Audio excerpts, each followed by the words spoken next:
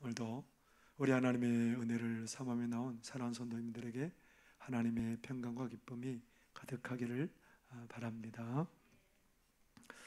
우리는 어쩌면 태어나면서부터 칭찬받는 일이 당연하고 그런 것 같습니다. 여러분, 아이가 태어나면 어떻던가요? 우리 아이들 보면 참 피부도 빨갛고 어떻게 보면 별로 볼품이 없습니다. 근데 사람들이 뭐라고 그래요? 그 볼품 없는 아이를 향해서 야, 그 녀석 참 잘생겼네. 야, 참 이쁘게 생겼네. 아, 어떻게 저렇게 코가 오똑해? 하나도 아닌데. 우리가 생각하기에는 별로 예쁘지도 않은 것 같은데 그냥 너무너무 사랑스러워서 참 이뻐하는 말을 하고 있죠.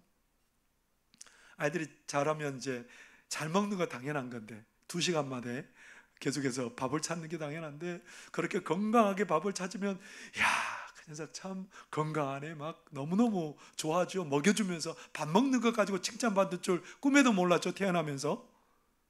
근데 밥 먹는 거 칭찬받는 것까지는 이해가 돼도 나중에 배변하는 것까지 칭찬받을 줄 몰랐죠. 배변 색깔 보면서 야, 정말 이 건강한 배변을, 이 변 색깔을 보면서 그저 기특하네. 어떻게 소화를 저렇게 잘 시키노? 나중에 이제 누워있는 아이가 한번 뒤집기도 하는 날이면 정말 뒤집어지죠? 아니, 한번 뒤집어지면 뒤집어져요. 마음이 너무 행복해가지고. 그리고 이제 돌쯤 되면 아이가 벽을 잡고 한번 일어서기라도 하면 온 세상이 일어서는 거죠. 그리고 한 발짝 뛰기라도 하면 막 박수 쳐주고. 자라날 때부터 우리가 아이들은 칭찬받고 사는 거죠, 그죠? 어렸을 때 칭찬을 다 받아버린 것 같아요. 근데 여러분, 성인이 돼서는 어때요?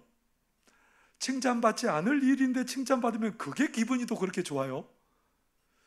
제가 치아가 별로 자랑할 게 없거든요. 초등학교, 중학교 때 관리를 못 해가지고 아래쪽 어금니가 고등학교 때 결국은 뽑아야 됐습니다. 비밀인데 그걸 뽑았습니다. 뽑혔어요. 그리고 이제 대학생 때는 그 어금니가, 위쪽 어금니가 또 충치가 먹어가지고 그걸 전부 다 이렇게 신경치료하고 갈아내서 거기다가 금으로 씌웠습니다. 여러분에게 뺏어는 못 줘요. 근데 이걸 씌웠는데 이걸 뭐 치과에서는 크라운이라고 그러더라고요. 그걸 씌우고 이제 뭐 여기 이쪽에 빠져나간 이도 보니까 요즘 같으면 임플란트로 좀 심으면 되는데 그때는 그런 기술이 없었어요. 그래가지고 양쪽 애꿎은 이를 두 개를 갈아가지고 그 가운데 이렇게 씌워가지고 하나를 해놓더라고요. 근데 지금도 괜찮습니다. 한 30년 됐는데 지금도 잘 쓰고 있어요. 근데 이제 제가 유치원을 잘 다녔으면 치솔질하는 법을 잘 배웠을 텐데 유치원을 안 다녀서 치솔질을 이렇게 했어요. 이렇게. 그러는 바람에 이 뿌리가 상해가지고 지금도 막 사람들이 보면 야, 목사님 이 뿌리가 왜 저래? 그러실 수도 있는데 안 보여드리죠. 치아만 생각하면 제가 부끄럽습니다. 이런 치아를 가지고 어떻게 살아야 돼? 근데 언젠가 이제 보건소에 스케일링 하러 갔습니다. 그랬더니 보건소 선생님이 얼마나 칭찬을 해주시는지요. 야, 어떻게 그렇게 일을 잘 관리하셨어요. 정말 잘 관리하셨네. 그래서 아픔을 무릅쓰고 그 다음에도 또 갔습니다. 칭찬받으려고. 근데 다음에도 여전히 야, 치아를 잘 관리하셨네요. 칭찬을 받았습니다. 그래서 이제 이제는 이게 보험료가 이게 지급이 돼서 되잖아요. 이게 보험 적용이 돼서 이제는 보건소 안 갑니다. 치과에 가는데 2년 동안 치과에 못 가다가 최근에 치과에 갔습니다. 치과에 갔더니 이게 이를 엑스레이로 찍더라고요. 이 얼굴을.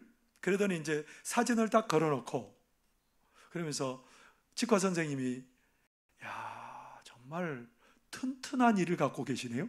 제가 그런 얘기 처음 들었거든요. 그러면서 저한테 자녀가 몇이에요? 딸 2이라고.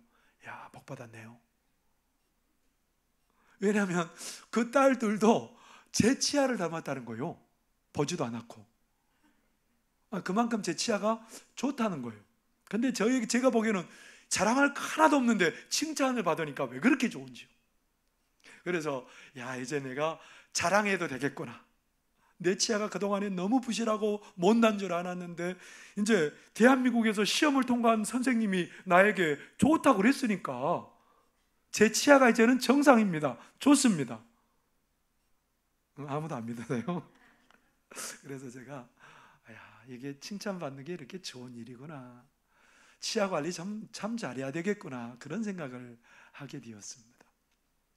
근데 사람이 점점 세월이 가고 시간이 갈수록 칭찬은 받고 싶기를 원하면서도 칭찬하는 일에 참 인색해요. 오늘 여러분 칭찬해 보셨어요? 옆에 분에게 한번 칭찬해 줘 보세요. 참 아름다우십니다. 한번 좀 해보세요. 참 멋지십니다. 좀 어색하세요? 어색하세요 좀? 안 하던 거 하려니까 어색하지요? 우리가 칭찬을 받고 싶으면서도 칭찬하는 게 참 어색합니다. 그래서 언젠가는 칭찬은 뭣도 춤추게 한다고요? 사람들이 얼마나 칭찬 안 했으면 그 고래 보고 배우래요. 고래 보고. 바다의 상위 포식자 중에 하나를 들려고 그러면 뭘 들 수 있냐면 상어. 상어 무섭잖아요. 우리 사람들도 막 상어만 나타나면 기겁을 하잖아요. 놀래가지고. 근데 그 상어를 공포에 떨게 하는 동물이 있습니다. 그게 뭔지 아세요? 범고래. 범고래가 얼마나 흉포한지요. 상어를 잡아가지고 상어의 간만 빼먹고 상어를 버려버립니다. 그러니까 이 상어는 범고래만 나타나면 자취를 감춰버려요. 너무 무서워가지고. 그런데 여러분, 이런 최상의 포식자고 굉장히 난폭한 범고래를 훈련하는 방법이 있습니다. 그 범고래를 어떻게 훈련할까요? 범고래가 헤엄을 치고 가다가 그 막대기 위에를 지나가면 잘했다고 칭찬해주고 먹을 것을 줘요. 그런데 막대기 아래로 지나가면 아무것도 안 줘요. 쳐다도 안 봐요. 막대기를 좀 더 나중에 높여줍니다. 그럼 이제 그 막대기를 위에를 지나면 또 막 극한 칭찬을 해주고 먹이를 줘요. 그리고 나중에 공중 위까지 막대기를 띄워요. 그럼 이 범고래가 어디를 띄워요? 그 육중한 몸을 날려서 공중에서 묘기를 부립니다. 이 엄청난 범고래, 이 고래가 공중에서 그런 묘기를 부리게 하는 방법은 뭐냐면 고래를 칭찬하는 겁니다. 그래서 나온 말이 뭐예요? 고래도, 칭찬은 고래도 춤추게 한다는 겁니다. 우리 하나님께서도요, 사람을 만드시고 가장 먼저 했던 일이 뭔지 아세요? 칭찬이세요. 사람을 딱 만들어 놓고 하나님께서 뭐라고 그러셨어요? 보시기에 힘이 좋았더라. 이렇게 아름다운, 그러니까 아담을 지어 놓으시고 너무너무 감탄한 거죠. 하나님도 너무너무 좋으셨더라. 너가 이렇게 멋지고 이런 것을 보면서 하나님이 칭찬해 주셨어요. 그리고 나중에 아담에게서 갈빗대를 하나 딱 뽑아가지고 누구를 만드셨어요? 하와를 만드시고 아담에게 이끌어 왔는데 아담이 뭐라 그랬을까요? 아담의 표현이 뭐죠? 창세기 2장 23절에 보면 아담이 이르되 이는 내 뼈 중에 뼈요 살 중에 살이라 이것을 남자에게서 취하였은즉 여자라 부르리라 하니라. 어쩌면 그렇게 아름답소? 어쩌면 그렇게 완벽해요? 아담이 하와를 향해서 극찬을 합니다. 더 이상 표현할 게 없을 정도로 극찬을 합니다. 그렇게 칭찬하는 마음도 행복하고요, 그 소리를 듣는 그 사람도 행복합니다. 하나님께서 사람을 만드셨을 때 그 창조의 원리가 칭찬이고 사랑이세요. 이 창조의 원리 가운데 있으면 사람은 늘 행복하고 복이 있을 수밖에 없습니다. 그런데 이 땅에 죄가 들어오지요. 하나님께서 명령하신 것들을 어겨요. 선악을 알게 하는 나무의 열매 따먹지 말라고 하는데 그 열매를 기어코 따먹고 말죠. 그래서 나중에 그 열매를 따먹은 아담에게 물어봅니다. 아담아, 왜 네가 죄를 지었냐? 그러니까 아담이 뭐라 그랬겠어요?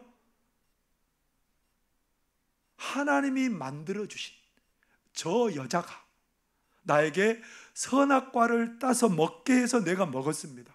잘못은 저에게 없어요. 잘못은 저 여자에게 있고 저 여자를 만드신 그분에게 있어요. 하나님이 또 하와에게 물어봅니다. 하와야, 왜 그랬니? 그러니까 손가락질 이렇게 하는 거예요. 누구 보고 할까요?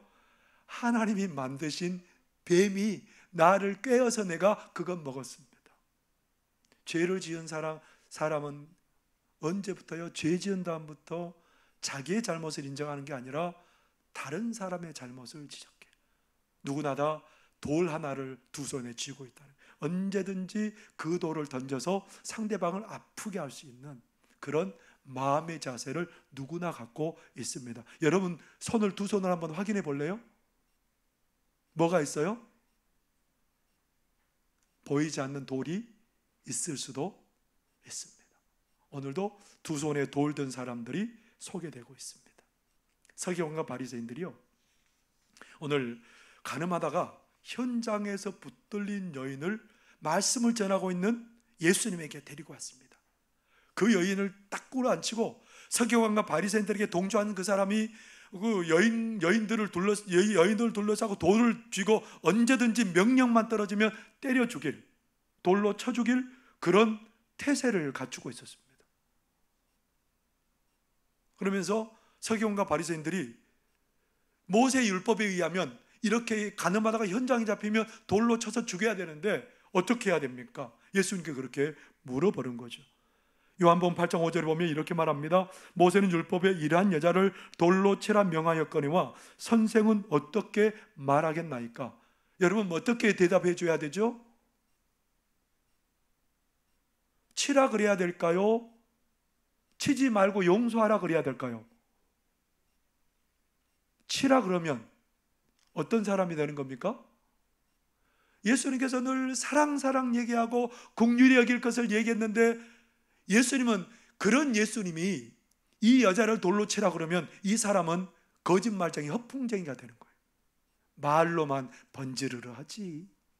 그런 얘기 들을 수 있다는 겁니다. 왜냐하면 사랑 얘기하고 긍휼 얘기하고 용서 얘기하신 그분이 돌로 치라 그러면 이건 안 되는 거죠. 죄인의 친구, 이제는 뭐 안 되는 거죠. 어떻게 그렇게 가차없이 돌로 치라고 한 분이 죄인의 친구가 될 수 있어요? 아니죠. 그러니까 예수님은 돌로 차라 말할 수 없는 거죠. 그러면 사랑이 많은 분이기 때문에 돌로 치지 마라 그러면 어떻게 될까요? 예수님은 모세 율법을 어기는 사람이에요. 그리고 예수님은 죄를 쉽게 여기는 사람이에요. 가늠하는 풍조를 만드는 그런 못된 사람이에요. 이래도 책 잡히고 저래도 책 잡히고 어떻게 해야 되겠습니까? 그때 예수님께서 몸을 굽혀서 땅에다가 글씨를 쓰세요. 땅에다가 글씨를 쓰시니까 이 사람들이 막 답답한 거예요. 아, 예수님 빨리빨리 말씀해 주세요. 가부간의 말씀을 해 주셔야지 뭔가를 할 거 아닙니까? 요한복음 8장 7절에 보면 바리새인과 서기관들이 그렇게 말합니다. 그들이 묻기를 맞이하지 아니하는지라 이에 일어나 이르시되 너희 중에 죄 없는 자가 먼저 돌로 치라 하시고, 예수님께서 다 같이 있는 그들에게 뭐라고 그래요? 일어서서 너희들이 죄 없는 자가 먼저 돌로 쳐라 그렇게 얘기를 해요. 그러면서 예수님이 그들의 얼굴을 빤히 바라보고 있는 게 아니에요. 뭐 하셨을까요? 다시 몸을 굽혀서 땅에 뭔가를 쓰십니다. 그러니까 나이 드신 사람부터 양심의 찔림을 받아서 한 사람 한 사람 다 가버리고 나중에는 젊은 사람까지 다 없어져 버립니다. 나중에는 그 여인과 예수님만 남았습니다. 예수님께서 그 여인에게 뭐라고 그러셨을까요? 요한복음 8장 11절에 예수님이 이렇게 말씀하십니다. 대답하되 주여 없나이다. 예수께서 이르시되 나도 너를 정죄하지 아니하노니 가서 다시는 죄를 범하지 말라 하시니라. 예수님께서 뭐라고 그러셨어요? 나도 너를 정죄하지 않는다. 가서 다시는 죄를 범하지 말아라. 그렇게 말씀하셨습니다. 하시지. 그러면서 이 말씀이 끝납니다. 여러분, 우리 인생들은 칭찬이 아니라 많은 사람들을 비난하고 정죄하는 일에 참 많이 열심인 것 같습니다. 오늘 서기관과 바리새인들도 하나님의 법을 잘 연구하는 사람들입니다. 하나님의 말씀을 가르치는 사람들입니다. 그리고 바리새인들이나 서기관들은 율법의 사소한 것까지 알아서 그것을 지키려고 애쓰는 사람들입니다. 근데 이 사람들은 손에 돌을 들고 있어요. 다른 사람이 잘못하면 언제든지 비난하고 정죄하고 그 돌로 던져서 사람을 상해할 그런 마음의 준비가 되어 있습니다. 그들은 하나님의 마음을 외면한 채 자기의 판단에 그렇게 걸리면 그 사람들은 가차없이 상처를 당하게 되어 있습니다. 바리새인과 서기관들이 안식일 때문에 예수님과 이렇게 대치 상태가 있습니다. 9장에 보면 누가 등장하고 있냐면 8장을 지나서 9장에 보면 날 때부터 소경된 사람이 소개되고 있습니다. 그러니까 제자들도 뭐라고 말하냐면 예수님, 저 사람이 부모의 죄 때문에 저렇게 되었습니까? 자기의 죄 때문에 저렇게 되었습니까? 아니다. 하나님의 영광 나타내기 위해서 그렇게 된 거다. 그러면서 예수님께서 그 사람을 보시고 땅에 침을 뱉으셔가지고 그 침으로 흙을 이겨서 그 사람의 눈에 발라줍니다. 눈에다가 발라주고 실로암 못에 가서 씻으라. 씻고 왔더니 눈이 여전해지고 밝아졌습니다. 그때가 언제였냐면 안식일이었어요. 안식일 날 뭘 하면 안 돼요? 흙을 이렇게 손으로 이기는 거는 안식일을 범하는 겁니다. 일했다는 거죠. 그리고 안식일에는 죽을 병이 아니면 절대로 고치면 안 돼요. 그래서 안식일 날 병을 고친 예수님을 보고 서기관과 바리새인들은 뭐라고 말해요? 예수 저자는 죄인이다는 거예요. 하나님께로부터 온 메시아가 아니다. 정죄하고 비난합니다. 누가요? 하나님의 마음을 모르니까 바리새인과 서기관들은 그처럼 예수님을, 하나님의 아들 예수님을 비난하고 정죄하고 죄인이라고 그렇게 손가락질하고 있다는 겁니다. 여러분, 그런 서기관과 바리새인들 향해서 예수님 뭐라고 그랬을까요? 하나님의 율법을 잘 지키려고 노력하니까 참 대견하다, 착하다 그랬을까요? 아니에요. 여러분, 마태복음 23장에 보면 화 있을진저 외식하는 서기관과 바리새인들이 몇 번 얘기했을까요? 그렇게? 우리는 막 악담하면 한 3번 정도 하면 좀 마음이 풀리잖아요. 근데 예수님께서 화 있을진저 서기관과 바리새인들이요 몇 번이나 했을까요? 마태복음 23장에 보면 7번이나 나왔어요. 7번이나. 그만큼 서기관과 바리새인들이 예수님 앞에 크게 책망받을 그런 일을 한 거죠. 하나님의 마음을 알지 못한 채 자기의 기준을 벗어나면 누구든지 죄인으로 몰아붙이고 돌 던질 준비를 하고 있었기 때문에 그랬다라는 거죠. 그런데 여러분, 서기관과 바리새인들만 그럴까요? 신앙의 연조가 점점 깊어가면 우리가 좀 더 포용하고 예수님을 닮아가야 되는데 신앙의 연조가 깊어가면 깊어갈수록 비판할 게 더 많아져요. 험담할 게 더 많아져요. 세월이 가면 더 넉넉해져야 되는데 더 점점 좁아져가는 그런 우리들의 모습을 발견하게 돼요. 여러분, 많이 배우면 좀 더 관용하면 얼마나 좋겠습니까? 권력이 좀 더 있으면 사람들을 품으면 얼마나 좋겠습니까? 근데 여러분, 신학교 교수가 되기 위해서는 많은 비판하는 논문을 써야 돼요. 그래야 교수 될 수 있어요. 제가 아는 신학교 교수님이 그렇게 너무너무 비판하다 보니까 내 마음이 황폐해지더라는 겁니다. 사람들은 점점요 더 배울수록, 더 권력을 가질수록 더 비판해요. 여러분, 정치판에 상대방 대적을 향해서 잘했습니다 박수 쳐주는 거 보셨어요? 저는 잘 못 봤어요. 어떻게 하면 끌어내릴까? 어떻게 하면 헐뜯을까? 상대방이 모든 잘못은 누구에게 있어요? 상대방에게 있어요. 자기는 잘한 거예요. 예수님을 믿고 하나님을 믿은 연조가 오래되어도 우리는 그것에서 벗어나기가 어렵습니다. 비난하고 손가락질하기 바쁘고요, 칭찬하고 격려하는 것은 찾아보기 어렵고요. 점점 우리의 삶이 그렇게 돼가고 있습니다. 그런 우리를 향해서 예수님 뭐라고 말씀하실까요? 마태복음 7장 1절에서 2절에 이렇게 말씀하십니다. 비판을 받지 아니하려거든 비판하지 말라. 너희가 비판하는 그 비판으로 너희가 비판을 받을 것이요 너희가 헤아리는 그 헤아림으로 너희가 헤아림을 받을 것이니라. 상대방에게 어떤 마음을 가지고 대하느냐에 따라서 너도 그렇게 당할 것이다라는 겁니다. 그리고 예수님께서 마태복음 7장 5절에 이렇게 말합니다. 외식하는 자여 먼저 내 눈 속에서 들보를 빼어라. 그 후에야 밝히 보고 형제의 눈 속에서 티를 빼리라. 자기 눈에는 뭐가 있어요? 들보가 있어요. 지붕에 그 큰 들보 있죠. 그 나무, 그 큰 나무가 들보잖아요. 그게 눈에 들어있는데 다른 사람의 눈에 있는 티끌 빼려고 막 애쓰는 그 사람 보면 여러분 어떤 마음이 들겠어요? 자기 눈에 대들보나 빼지. 우리나라 속담으로 하면 뭐라고 얘기할 수 있어요? 똥 묻은 개가 겨 묻은 개, 재 묻은 개예요. 겨예요. 겨 묻은 개 나무라는. 자기 몸에는 똥을 잔뜩 발라가지고 겨 묻은 개를 나무라니 이게 얼마나 웃긴 겁니까? 우리가 그러고 있다라는 겁니다. 우리 모두가 예수님을 믿은 지 오래된 우리 모두가 그렇게 하고 있다라는 겁니다. 그런 우리를 향해서 예수님께서 뭘 내려놓으라는 겁니까? 두 손에 들고 있는, 움켜쥐고 있는 그 날카로운 돌을 내려놓으라는 겁니다. 이 세상의 그 누구도 사랑을 품지 않고는 평안도 기쁨도 행복도 누르지 못한다라는 겁니다. 오늘 예수님께서 이 사건을 통해서 용서하라는 겁니다. 예수님이 이 여인을 정죄하고 비난하지 할 줄 몰라서 이 여인을 용서했을까요?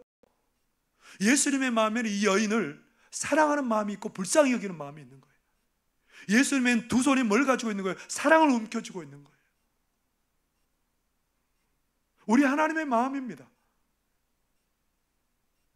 그래서 예수님께서 뭐라고 말씀하세요? 마태복음 5장 44절에 이렇게 말합니다. 나는 너희에게 이르노니 너희 원수를 사랑하며 너희를 박해하는 자를 위하여 기도하라. 너희 원수를 어떻게 하라고요? 사랑하고 심지어 너희를 박해하는 자를 위해서 기도하라는 겁니다.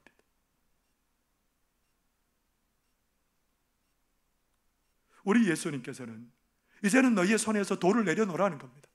너희의 가슴에 너희의 손에 사랑과 용서를 품고 살라는 겁니다. 이런 사람은 어떤 형편, 어떤 환경 가운데도 복된 삶을 살아갈 수 있다는 겁니다. 여러분, 사도행전 6장에서 7장에 보면 스데반의 순교 얘기가 기록되고 있습니다. 스데반이 복음을 전하다가 상대방이 그 스데반을 제거해버리기 위해서 고발합니다. 모세 율법과 하나님을 모독한 자로 고발해서 사내들인 공회에 재판에 서게 되죠. 사람들은 뭘 손에 들고 있었을까요? 돌을 손에 움켜쥐고 있습니다. 그렇게 공포스럽고 힘든 가운데 사도 바울이 어떤 모습을 하고 있었을까요? 사도행전 6장 15절에 보면 이렇게 기록하고 있습니다. 공회 중에 앉은 사람들이 다 스데반을 주목하여 보니 그 얼굴이 천사의 얼굴과 같더라. 살기등등한 그 사람들 사이에 있으면서 마음이 어땠다고요? 천사의 얼굴과 같았대요. 왜냐하면 그 마음에 그런 중에라도 사랑을 품고 있기 때문에 그렇습니다. 나중에 돌에 맞으면서 어떻게 했을까요? 사도행전 7장 60절에 보면 이렇게 기록하고 있습니다. 무릎을 꿇고 크게 불러 이르되 주여 이 죄를 그들에게 돌리지 마옵소서 이 말을 하고 자니라. 자기를 죽이는 자들 향해서 축복하고 있습니다. 용서해 달라고 합니다. 내 죽음을 통해서 저들도 구원의 길로 돌아오게 해달라고 하나님께 간구하고 있는 겁니다. 그의 사랑이 초대교회 그 역사에 빛나고 있지 않습니까? 여러분, 이 어두워져가는 손마다 돌을 든 사람들 사이에서 그 사랑이 우리를 빛나게 할 줄 믿습니다. 그 사랑이 세상을 바꾸고 변화시킬 수 있다는 거죠. 여러분, 이 세상에서 교도소가 많아지면 세상이 변화되고 살기 좋아질까요? 마을마다 조그만 죄를 지어도 거기에다 다 잡아넣으면 사람들이 바뀔까요? 최고의 교육 시설을 만들어서 거기에서 교육 훈련을 시키면 사람들이 바뀌어질까요? 아니에요. 절대 그런 것들을 통해서 사람은 바뀌어지지 않습니다. 뭐를 통해서 사람이 바뀌어질까요? 그 마음의 품은 하나님의 사랑을 품고 있을 때 사람이 바뀌어지고 문제가 해결되게 되어 있어요. 사도 바울이 고린도 교인들, 고린도 문제 종합 세트예요. 그런데 사도 바울이 그런 고린도 교인들 향해서 내쳐버리고 그렇게 한 게 아니고 뭐라고 말해요? 나는 너희를 낳은 아비다라는 겁니다. 그들을 찾아가고요, 그들에게 편지를 쓰고요, 권면하고요, 사람을 보내고요, 포기하지 않습니다. 고린도전서 13장은 무슨 장이죠? 사랑장. 사랑은 오래 참고, 사랑은 어쩌고 저쩌고. 아무리 어려운 일이지만 사랑이 있으면 그 공동체는 괜찮아요. 분란이 있을 수도 있어요. 다툼이 있을 수도 있어요.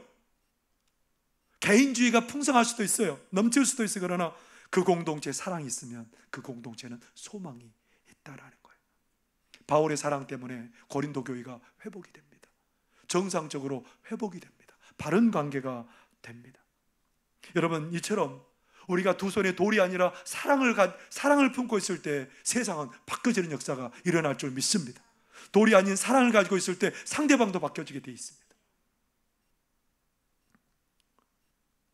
사랑이 세상을 변화시키죠.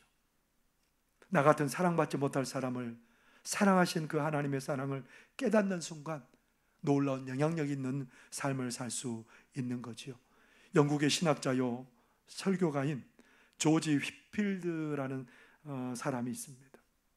이 사람은 미국에 가서도 활동을 좀 했고 미국의 대붕을 이끌었던 그런 운동에 영향을 주었던 사람이기도 합니다. 근데 이 사람이 교수대에 끌려가는 그 사람을 보고 뭐라고 말했는지 아세요? 그는 이런 말합니다. 하나님의 은혜로 말미암지 않았다면 그곳에 갈 자는 바로 나였던 것인데, 하나님의 사랑이 아니었으면 내가 그 교수대에 가는 사람이었다라는 겁니다. 나 같은 사람 사랑하신 그 하나님이 너무 감사하고 감격하고, 그래서 그 사랑 지니고 살다 보니까 대부흥에 놀라운 영향을 주는 그런 사람이 되었다라는 겁니다. 사람을 행복하고 복되게 하는 것은 손에 돌을 드는 게 아니에요. 사람을 사랑하고 불쌍히 여길 때 가능하다라는 겁니다. 프랑스 작가 빅토르 위고라는 사람이 장편소설 장발장이라는 소설을 썼죠. 원래 제목은 레 미제라블, 이게 뭐냐면 불쌍한 사람들. 근데 그 주인공이 누구냐면 장발장이에요. 그래서 우리나라 제목으로는 장발장으로 소개되어 있죠. 그 장발장이 조카들을 돌보면서 그 배고픈 조카들을 위해서 빵을 훔쳤습니다. 빵을 훔쳤는데 경찰이 잡혔는데 설상가상 자기의 손에 불법 무기가 있었던 거죠. 그래서 5년 징역형을 받았습니다.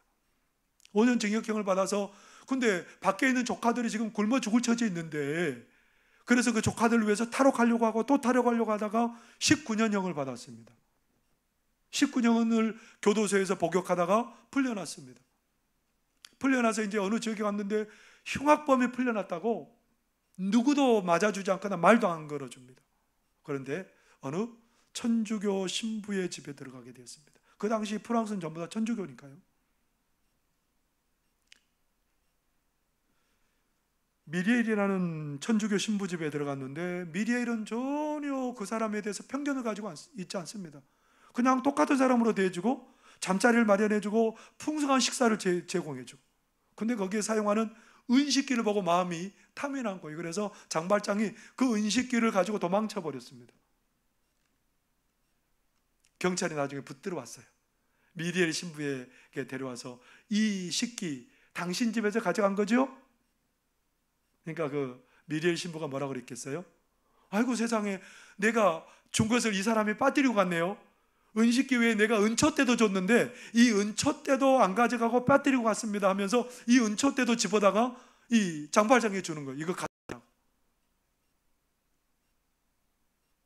그럼 얼마나 괘씸해요. 밥도 먹여주고 잠도 재워줬는데, 모든 사람이 다 거절하는 그 사람을 받아들여줬는데 은식기를 가지고 도망가다니, 이 못된. 그럴 수 있는데 아니에요. 자기가 가진 그 은초 때도 내게 소중한 거겠죠. 책 읽고 불을 밝히려면 그것도 내어주는 겁니다. 그 마음에 뭐가 있어요? 돌이 아니라 이 신부의 손에는 사랑이 있었던 거죠. 이 사랑이 이 사람을 바꿔버립니다.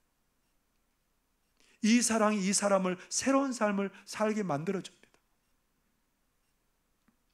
여러분, 오늘 우리는 누구입니까?